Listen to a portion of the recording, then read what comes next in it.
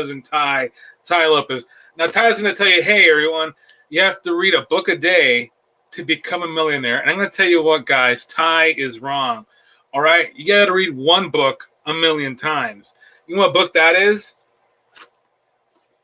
Read My Uncensored Life in Rock by Sammy Hagar. Now, all I know about wealth management, wealth growth, wealth creation, wealth masturbation, wealth recreation, wealth generation, wealth regeneration, wealth to the power of 12 comes from Sammy Hagar. Now, let me give you some of these tidbits right here, okay, real fast, to give you a clue to the magic, to the genius, the intellectual, financial breakthrough, money-making genius of Sammy Hagar. When I looked up and saw her face and her eyes, I realized how beautiful she was. You like those Cheetos? Her girlfriend said. Cheetos, people. Cheetos. And you might be thinking, John, is this show about Cheetos? I'm telling you, it's not. I am Jon Lopez, and I know some of the greatest marketing geniuses that have ever walked the earth. And what I do is I take this team of mega influencers, these Avengers of affiliate marketing, and I bring them here onto my show, and I ask them life advice. And I want to ask them right now to come on the show. So please, please, please, please, please introduce yourself, Craig Daniels. Wow. First of all, John, let me tell you how excited I am that you are giving this opportunity to your viewers by having me on your show. Congratulations. Oh, I thank you so much. When I met you, I just smelled genius. The pheromones off of you were just off the charts. So can you tell me, what do you do? What do you sell? You know what? I sell opportunity.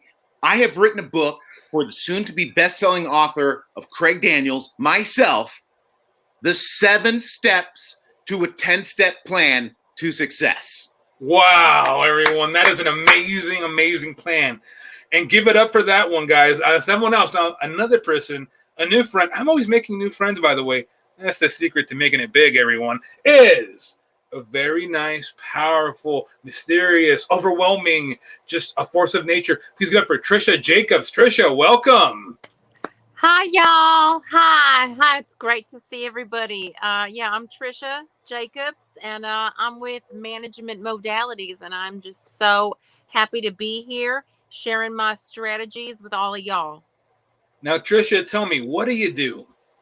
Well, what I do at Management Modalities is I empower managers to manage with manageable solutions, and these are through tips and tricks and life skills that I've picked up.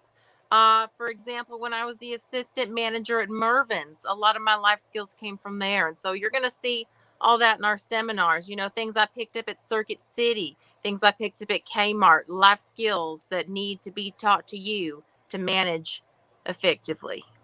Wow, that's amazing. Thanks so much for being here, Trisha. Now, I want to welcome someone else, another new friend, someone who I think is just going to be filled with wisdom, but I may be wrong. Please get up for Tree. Hey, what's up, guys? My name's Tree. I'm here to freaking sell trees. So what up? Just hit me on my line. Yep. All right, Tree. So, so you sell trees. Are you a tree? You're a tree, correct? Yes, I'm absolutely a tree. Okay, awesome. Well, you know what? That's great. Thank you, Tree. Now, to a new friend, I think someone who I think I need to know a little more about, but I think now is the perfect time to hear from him.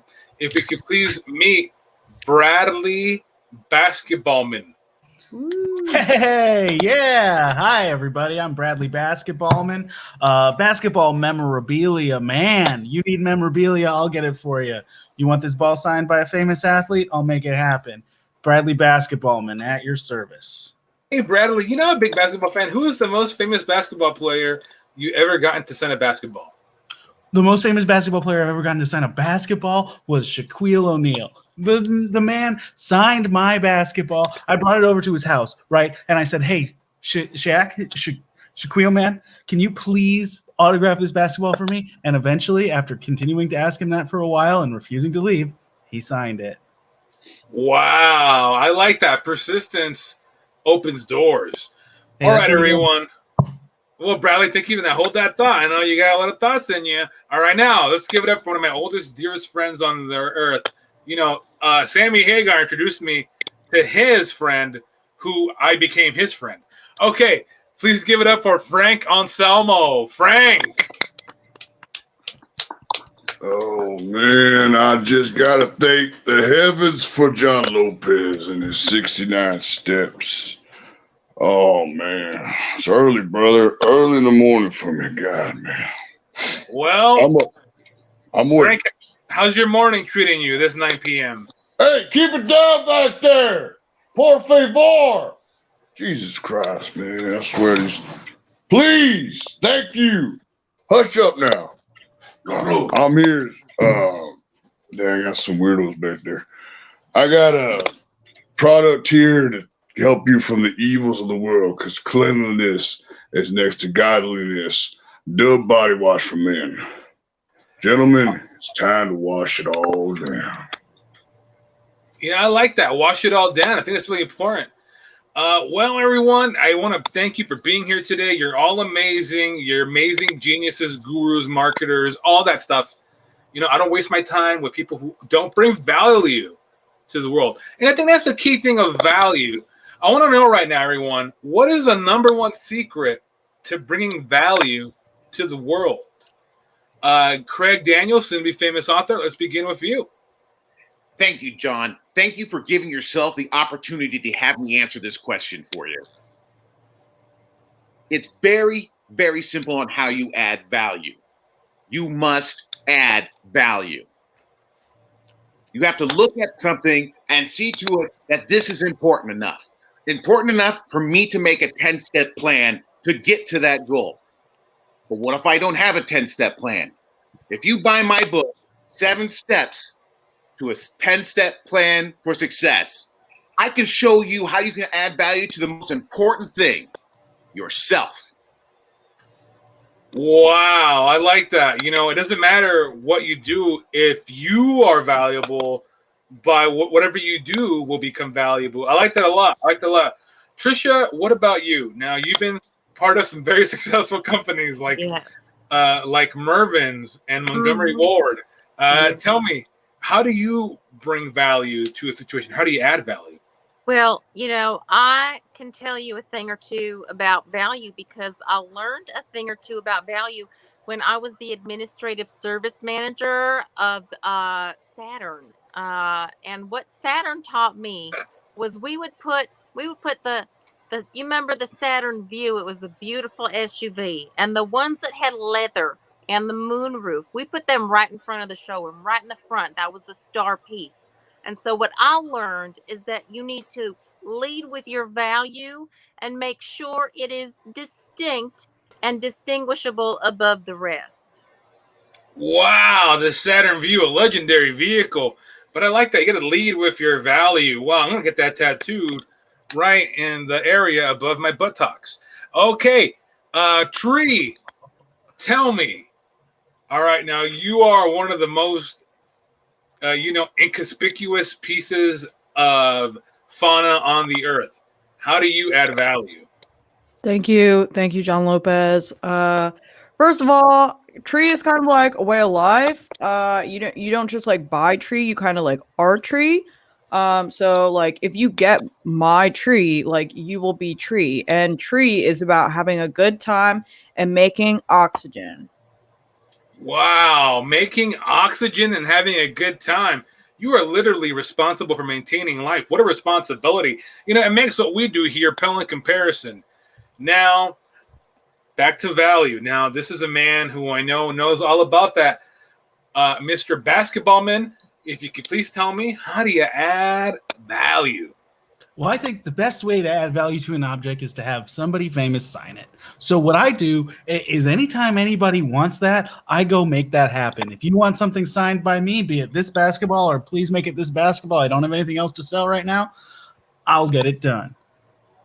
Wow, I like that. The value is the effort you bring to something and the network, tapping your network of contacts to help you out whatever way they can. I think that's that's part of being an influencer is leveraging your network. Now, to my old friend, old friend, Frank Anselmo. So, Frank, tell me, how do you add value or bring value to a situation? You got to understand appreciation. Now, anyone can depreciate a vehicle, a home, a business. You must know how much appreciation you have solely to that. And you got to start with this motherfucker right in front of you in the mirror. You appreciate that to the highest fucking level. As much as Slayer is a warrior of a band, they too had a band they appreciated above them. That, my friend, and you calculate how much you will fight and die for what you appreciate for. That value is just unmatched to anything. I'm telling you, why do you think diamonds became diamonds, gold became gold? Why do you think rock and roll is so timeless? The masses know the value. They see it. Man, it's time to value yourself just as much, damn it. That's how you know how to value appreciation. So I felt that one out about you guys. I felt church in my fucking heart right now. Wow, everyone. I felt that one too. Now, although I'm still gathering evidence on the existence of God, Frank, when he talks, convinces me that it might be true. Now, everyone, okay, now I want to talk about a concept here. I have these amazing geniuses in front of me, amazing people who are just, let's be frank about it, just better than you or I, you know? But you know what? Not everyone is like that, I suspect. I suspect everyone has a turning point. Everyone has what they call a burning the boats moment. Now, for those of you what that means, a long time ago, there was a war somewhere, not in a place that's here, not in a place that's now, where the army that was invading was outnumbered by the home force. So what did the general do? He said, burn the boats. And his men said, but why burn the boats? We can't go back home if we burn the boats. He's like, exactly, because if we don't burn the boats, we'll die. Now we have to win because we have no choice. All right, everyone, that's a powerful moment in the entrepreneurial journey. I want to hear about your burning the boat journey. Craig Daniels, let's start with you. Wow, that's a fantastic question, and I am very excited to answer it for you. I can easily say my burning the boat moment was when I decided to move into a larger booth at the local fair circuit. So I would be nestled between the recycled ice cube guy and the solar panel display, because that meant my overhead had just doubled. Wow. My table was twice as big. At that time, I did not have twice as many books, so I had to plan them out. Ooh, wow. What an incredible thing. You burned the boats by getting bigger, everyone. I'm going to get that tattoo on top of the other tattoo on top of my buttocks. Okay. All right, Trisha, tell me, what is your burning the boats moment? You know what, John? I remember this quite vividly. It still brings me chills. Right now, I have goosebumps on my skin. It was back when I was the marketing manager at Blockbuster. And as you know, that's Blockbuster Video, which references the VHS tape that brought us so much business. And DVDs hit the scene. And we thought there's no way this little tiny plastic disc is going to catch on, because we'd seen the laser disc come and it flopped. And so we thought we just have ourselves little mini laser discs and there's no way this is going to catch on. Well, they did. And we had to say, okay, let's torch the boat and in it throw all the VHS copies. And we got to now plunge into this DVD thing with great success. And we just, kept that success train rolling, because when you think Blockbuster, I think you can't help but think success. So if you want success, you got to dive in and burn whatever you have to burn, whether it is, an actual boat or a load of VHS tapes. Just be careful with the fumes either way, though. Okay, all right, everyone. Sometimes you actually have to burn. You actually do have to burn something. All right, Tree. Now, if I am sensitive, this question has been insensitive, you let me know. But have you ever had a burning, whatever you use as a boat, But this is metaphorical, not actual. I'm so sorry if I've been sensitive. No, John, it's like totally okay. Yes, Trisha, I started crying when you started talking because, like, my story actually involves burning as well. There was like my mother tree like right next to me, and my mother tree caught on fire from the inside out. I don't know if you know, but that's a thing. Trees catch on fire from the inside out. And as my mama tree started to tip over and allow for more sun to hit my leaves, she said, "Remember me." And I started growing so big. And that was when I started Tree is a way of life and you should buy Tree. Wow. That's touching. Wow. Oh my God. If I could cry, I would. I would cry, but I can't. That was amazing, Cry, Tree. John, I know. It's so sad that you can't cry. But Tree, I'm so sorry about your mother, and I appreciate that story, but sometimes something has to die for something to grow. All right, Mr. Basketballman, please tell me, do you have a burning the boats moment? I do, John, and thanks for asking. I used to have a memorabilia store where people would come in and buy old trophies, trading cards, that sort of thing. But it wasn't giving me what I needed as an entrepreneur, enough money. So I ditched it and started this new service where I will get anything signed for you. Buy a superstar, NBA player. I'll break into their home and force them to sign it. Anything you want, but please make it this basketball. Wow. Now, just a quick question. How do you, maybe you can answer it in the future, how are you able to persuade these famous athletes or coerce them to sign your basketballs? Well, thank you for asking. The way that it works is you go to their house and you don't leave until they sign it. And ideally, that doesn't involve any kind of 911 call because that can make trouble. But if it doesn't, all right, we're going to come back to that. Okay, Frank Anselmo. Frank, I want to know, have you had a burning the boats moment? There's Burning Man, there's Burning Boats, and one thing that came into mind of one was a brother, an icon that I grew up watching, Otis Arungus of Guar. He's an intergalactic scum dog of the universe, lead singer of the band called Guar. He wanted to go out like a Viking.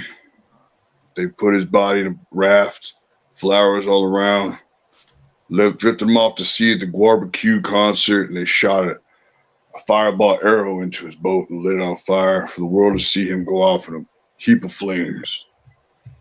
Now, this struck me as a fan, as not just burning boat, what you said, but that life is precious.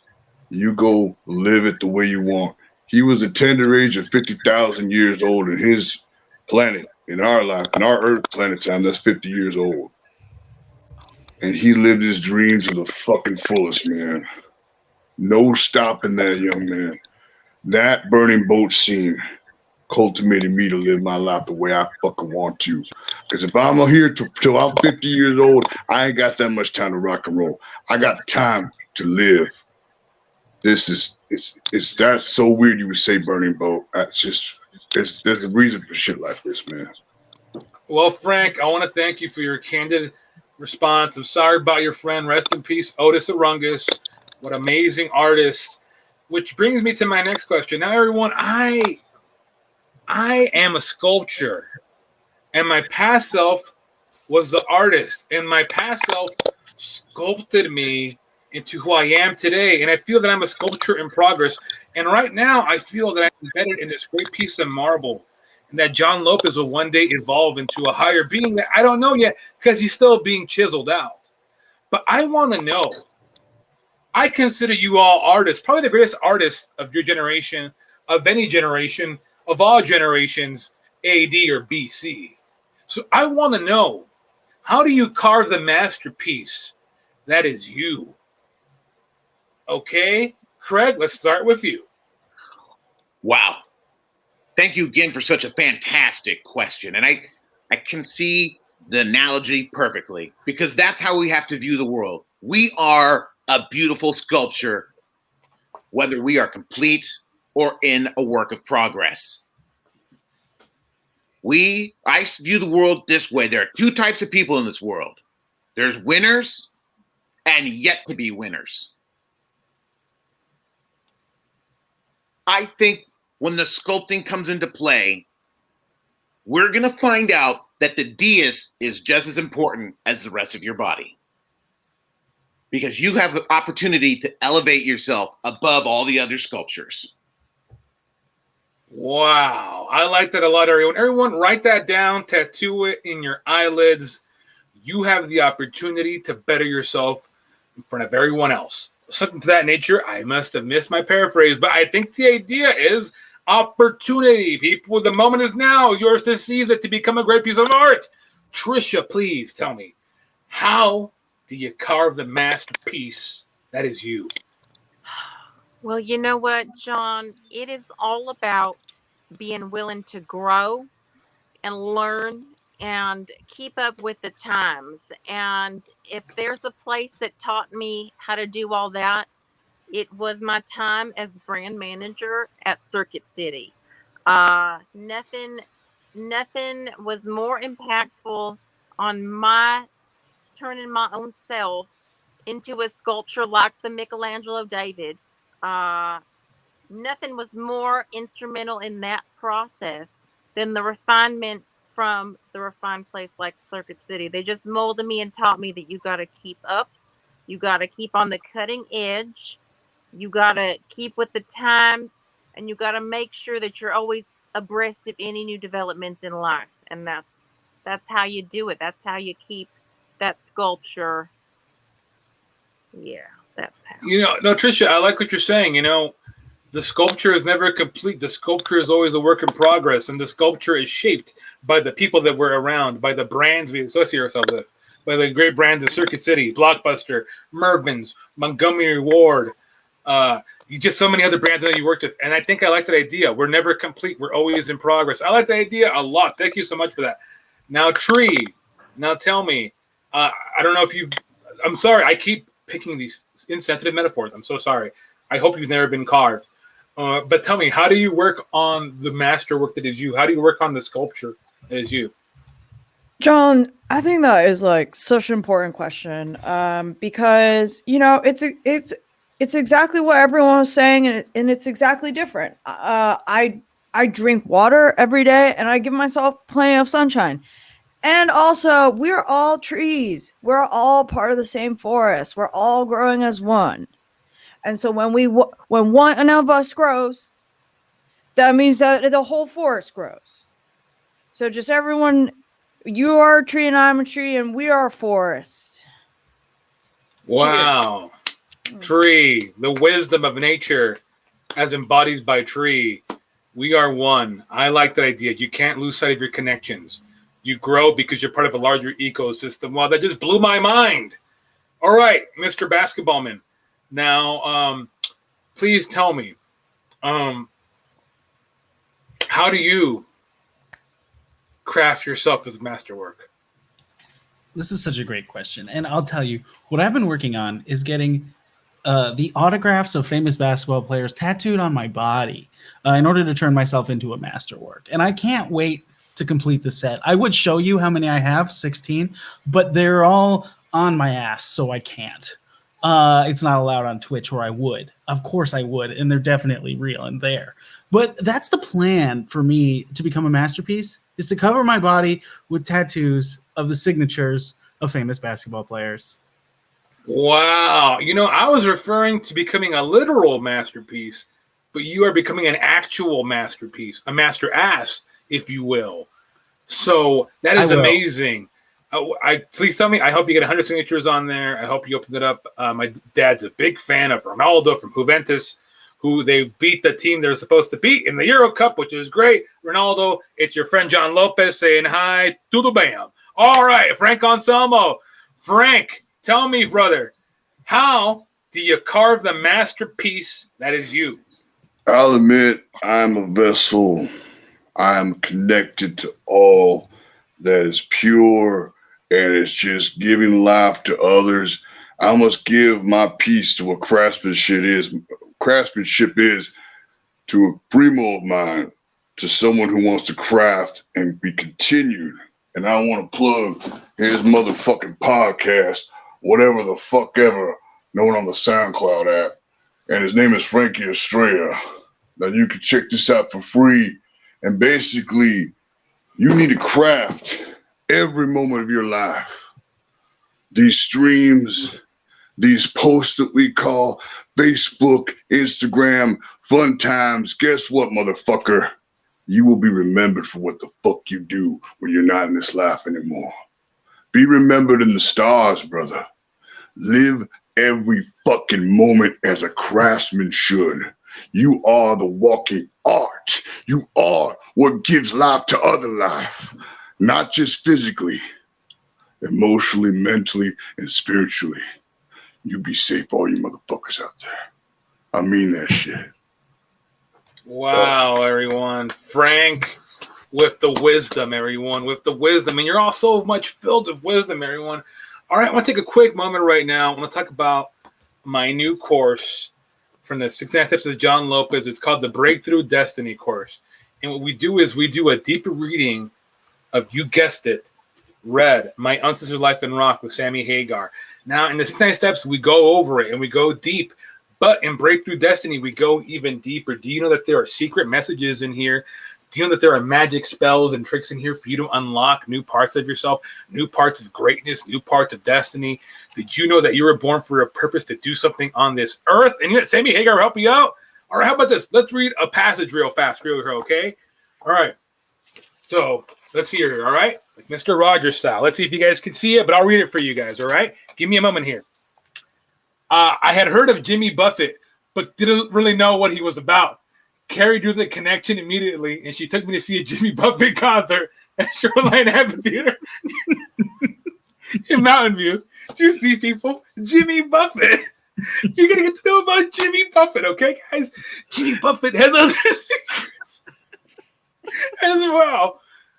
So tell me, who was your first big mentor? That wasn't me, obviously. Craig Daniels, let's speaking of you. You know, this is very exciting. I get to talk about one of my most favorite and outstanding idols I've ever had. My father had taken me to the Ventura County Fair, and I was not old enough to get into the beer tent with him, so he let me stand by the corner tent. Now, that could have been a horrible scarring event, but it wasn't, because up there was my idol, Randy Jason of the Slap-O-Matic. And I realized that Jason could seize a conversation and chop his nuts at the same time. And I realized there are real goals that are really attainable as long as you set the bar low. Wow, I like that. If you set the bar low, you can achieve anything. You know, I know Jason. You know, he's a student of the 69 Steps with Jon Lopez. Who do you think put him in the Slap-O-Matic? All right, but I won't talk about that here now or ever. So, Trisha, please tell me, who was your first big mentor who opened your eyes, who took you out of the cave of darkness, mental darkness, and took you out into the world of light, mental lightness as in light, not as in low weight? Yes, right. First of all, I have to say, it took me a moment to compose myself, because every time you read from Sammy Hagar's Red, I'm moved every time, no matter what it is. It's just so powerful, every word. But to answer your question, John, my grandmother, she was my first and greatest mentor, because she taught me perseverance. I wanted some things. I wanted me a beach towel, and I wanted me a duffel bag, because I wanted to go down to the river with my friends. And I didn't have none of those things. And my grandma, she smoked and smoked and smoked and smoked herself practically to death, so that she could earn enough marble points to get me that towel and that duffel bag so that I could go to the river with my friends. And I never forgot that woman's altruism and persistence. That really made its mark on me. So that's my biggest mentor right there, my grandma. Wow, your grandmother literally killed herself so you could go to the beach with your friends. Yeah. Wow, if that's not love, then I don't know what love is Is this love that I'm feeling? Is this no? All right, that's Whitesnake. Now, not Van Halen, but still pretty good. All right. Tree. I want to know, besides your dead, burned out mother, who was your first big mentor? John, you're making me cry. John, don't make me cry anymore. My first mentor, my first mentor was a bird named Harry. He was actually a woodpecker. And some of you might think, oh, Tree, why would you be friends with a woodpecker? Tree, woodpeckers kill trees. Why would you do it? Harry wasn't like that. Harry would only eat seeds. And so I became very close with Harry the woodpecker, and he would fly to the tops of the trees. He'd be like, come on, Tree, come to the tops of the other trees with me. And I'll be like, I can't. I'm too little. And he inspired me to grow up and become the biggest tree that I could ever be. And that's me today. Wow. That's funny. Sometimes you got to reach across the aisle to who you think are your enemies, but who can end up being your best friends and cause you to grow bigger than you ever imagined. I like that. I like that question. I like what that said. I'm going to save that one in my pocket for a future one. Okay. Now, Frank Anselmo, I want to know, tell me, brother, which mentor has had the biggest impact on you on who you are today? I don't mean no disrespect, but what about basketball man here? I don't. Oh my God, you're totally right. I'm sorry, I was in the cut zone. off a man of valor, but I don't mean to cut him off. Give him his time, bro. Frank, you're right. Thank you so much, Mr. Basketballman. I'm sorry, so I forgot about you. Tell me, who is your mentor? Oh wow, that's totally okay. I just figured I'd say it later. But yeah, my mentor was the first guy I ever saw make an effort to get his signature, and that's Nicolas Cage in the movie National Treasure. Now, I haven't met him personally, but when he stole the Declaration of Independence so we could have those signatures, I mean, that just inspired a generation of me. I'm the only one in my generation that I know of. And I think that that's the kind of thing that the movies can do, You're right. Movies have the power to unlock dreams. They're dream unlockers, dream makers. The key masters are the filmmakers, everyone. Wow. Put that one in your pocketbook for tomorrow. All right. Thank you much, Mr. Basketballman. I know there's a darkness to you that I like. I want to explore more.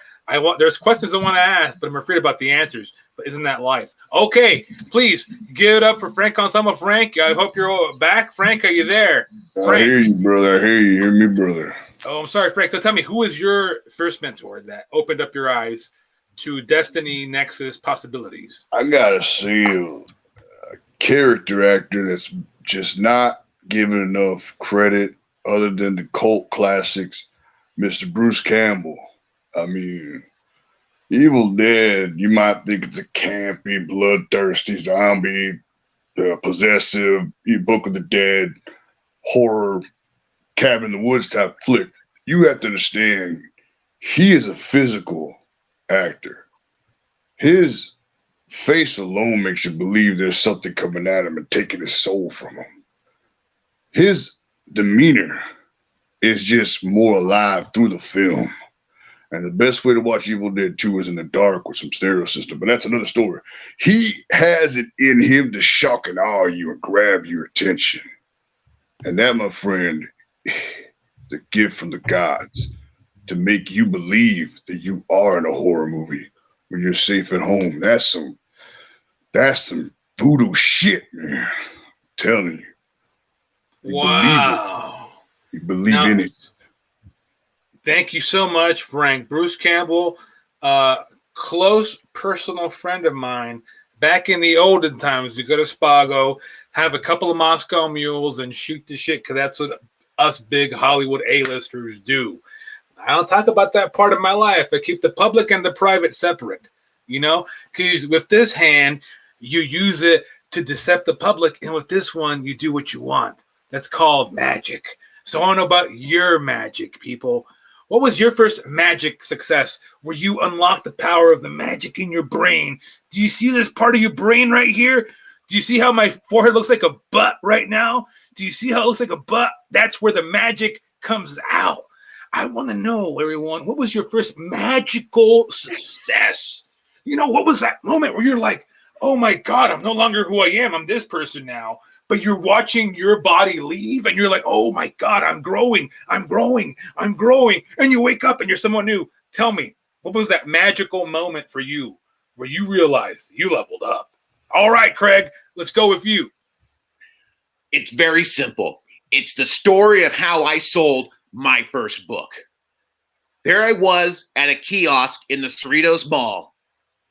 A lady walked by and paused, and I opened up my book and began to read to her.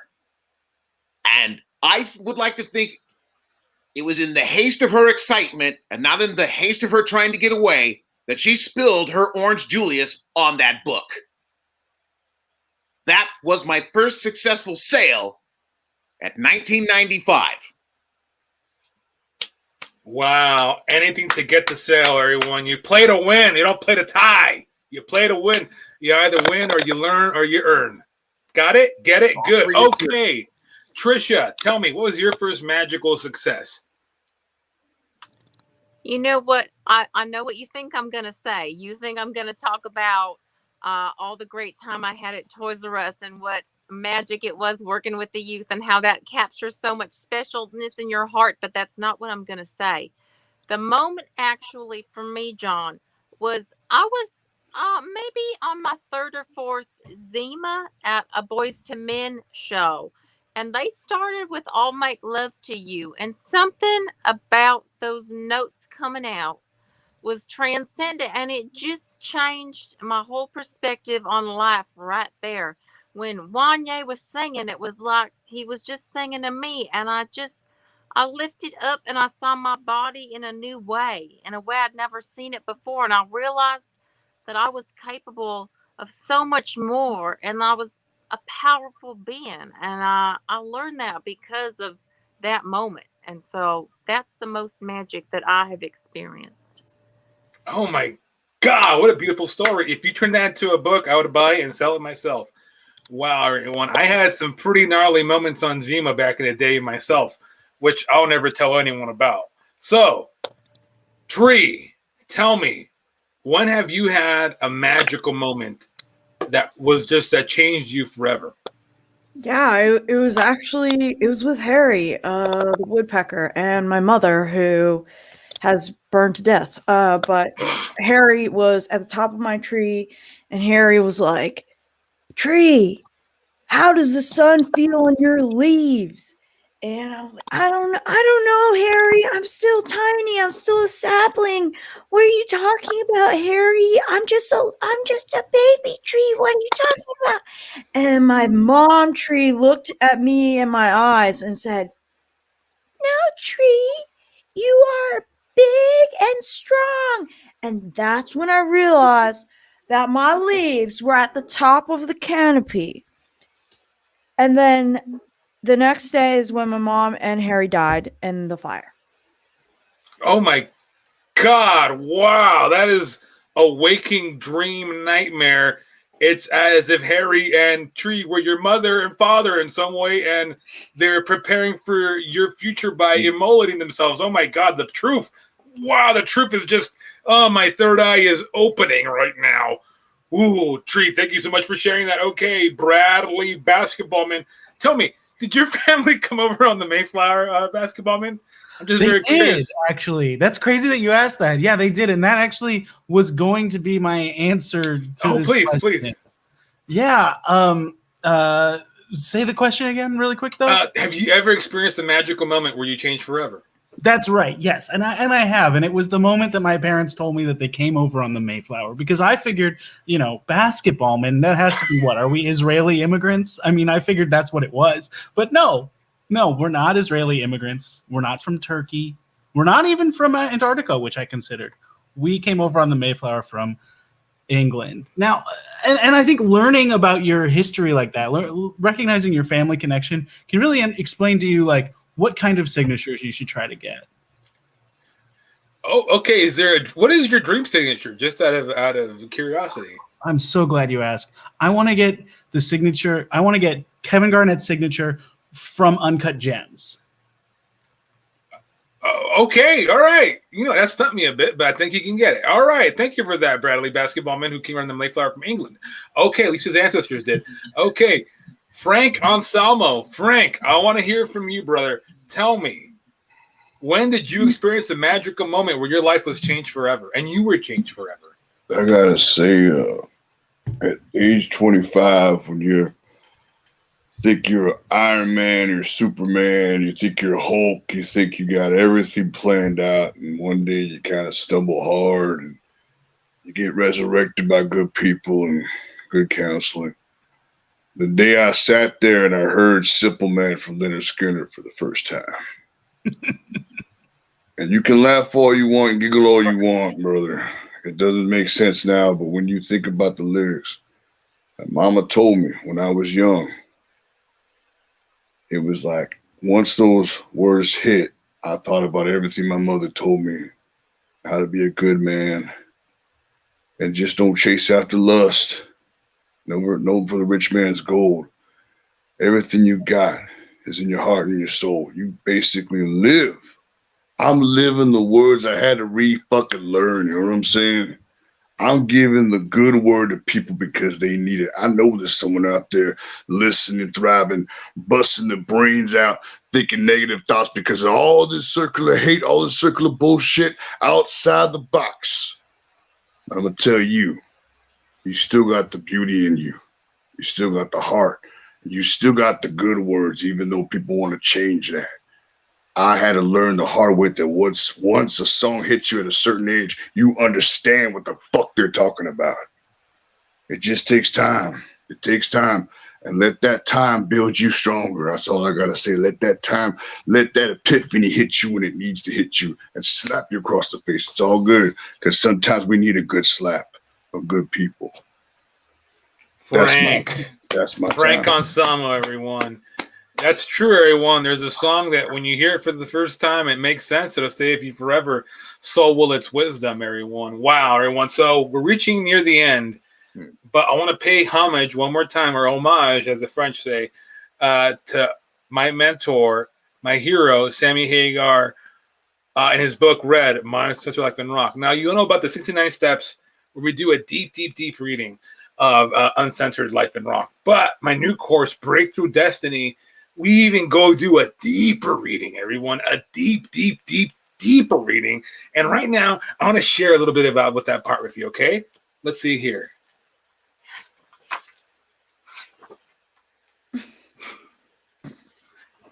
All photographs, courtesy of the author, with the exception of photographs number 14 and 59, which are courtesy of Getty Images. Red, copyright 2011 by Sammy Hagar. All rights reserved. All rights reserved, people. Wow. You don't reserve those rights? What are you going to do? If you don't reserve your rights for yourself, someone will reserve them for you else. But here, let's read another one. Mas Tequila, chapter 12. I was out of Van Halen. One side of me was angry, but the other was nothing but happy. Carrie and I got on a plane with our brand new baby to go back to Maui. We had a little dog called Winchell that we took on board. All right, everyone. You got to get a dog named Winchell and a wife named Carrie. Wife number 3 specifically. All right, everyone. So, okay, let's get up to our last piece of advice. Okay, everyone. You're knocking on heaven's door. Death is saying, hey, well, come in. What argument do you make to death that your life has value and that you belong on earth for 100 more years? All right, I'm going to repeat that question. You're knocking on heaven's door. Death says, welcome. What argument do you make to death to say, give me 100 more years because I got more work to do on earth? All right, Craig, let's go with you. Thank you, John. What a fantastic, opportunistic question. And I'm glad that you've given this opportunity, not just to your viewers, but also those who are in the Twitch channel who appreciate opportunities based on opportunity. I would simply tell Devil, trying to keep my voice in a calm and level manner. But as you can tell, I'm a very emotional person. But I would tell him, there's always someone else you can help. Give me the time to help more people. My work is not done. I want to tell you where you can find the opportunities that lie within my book. Is that all right, John? Is this where we do our plugs? Yeah, go for it. Please, please, please. Please. Thank you. I've just learned some WordPress, so now my website is up.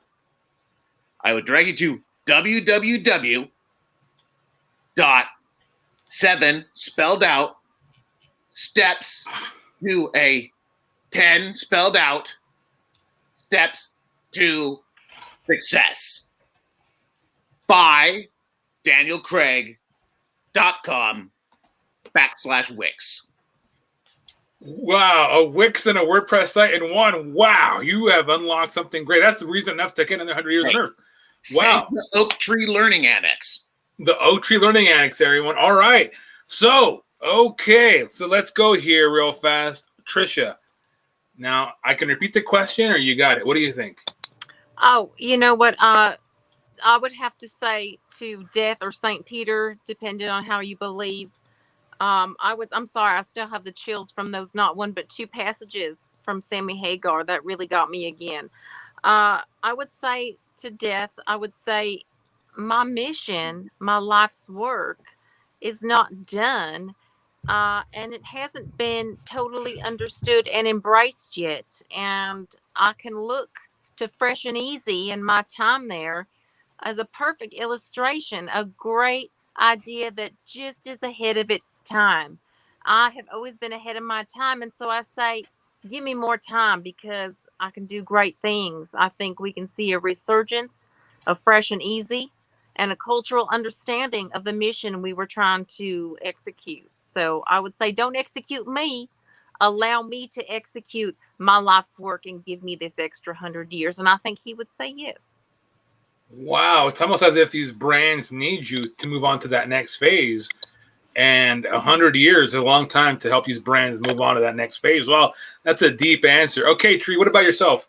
What do you tell Death to give you 100 more years? Or maybe for you is 1,000 because of the tree to human life ratio.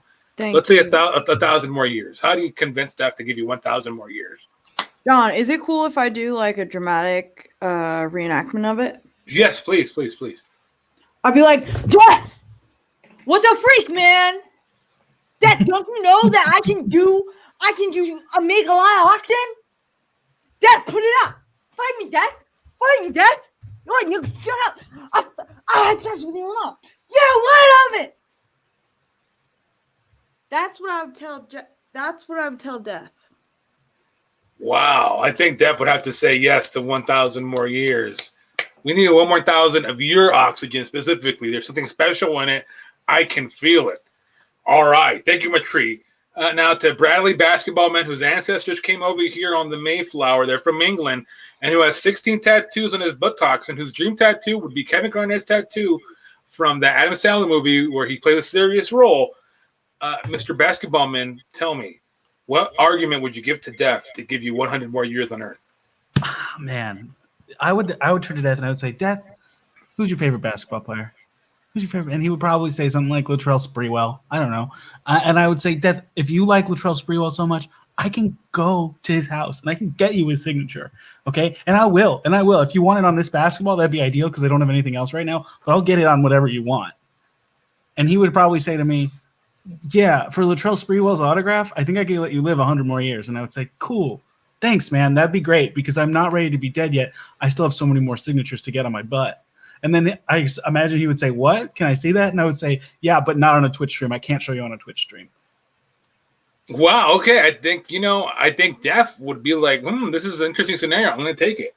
All right, Frank, what about you? Tell me, brother, what do you tell Death to give you 100 more years on Earth?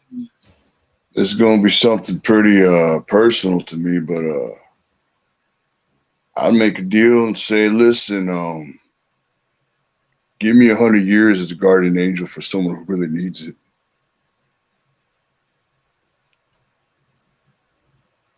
Damn. Wow. Now, That's someone like how I was, at 15 or 14, all the hell I went through. Wow, Frank. Before we close it up tonight, Frank, could you tell me about your pastor? What's his name again? Oh shit, Pastor Kyle. Isn't he your Reverend? What's his name again? Yeah. Yeah, but I think that any reverend out there should know that they need someone to help someone else. And I think everyone tonight did help somebody else in their own weird way. Because I think death is inevitable, but all we got is each other. And I mean that from the heart. Wow, everyone. Damn. You know, I was going to ask around social media handles, but I think that is the perfect place to end it. My name is Jon Lopez. This has been the 69 Steps with me. I want to thank my wonderful panel, Craig Daniels, Trisha Jacobs, Tree, Bradley, Basketballman from England, Frank Anselmo. I want to thank the PAC Twitch channels, Latinx County Pachanga, the PAC Theater. Take classes at the PAC Theater and the Improv and Sketch Program. Check out the Pachanga. Check out all these amazing groups. This is an amazing night. I want to thank you for your time. And everyone, remember, destiny or fate is your choice. See you next time on the 69 Steps with Jon Lopez.